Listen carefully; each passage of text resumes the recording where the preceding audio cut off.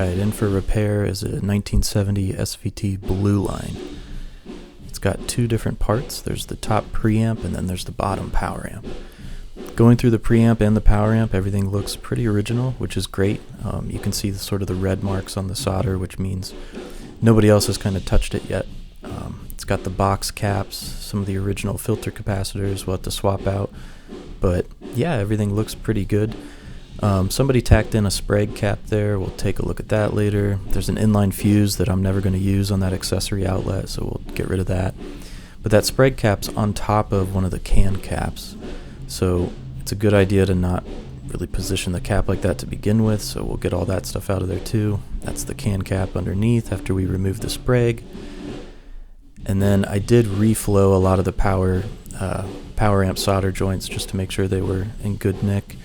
That's the power amp before I replaced a lot of the components. A lot of stuff was sort of heat damaged, and there it is after. So going through the power amp, it did have some 120 hertz noise. To take care of the 60 hertz on the AC heaters, I twisted them just in case, but I sort of redid the grounding layout to get rid of the 120 hertz buzz.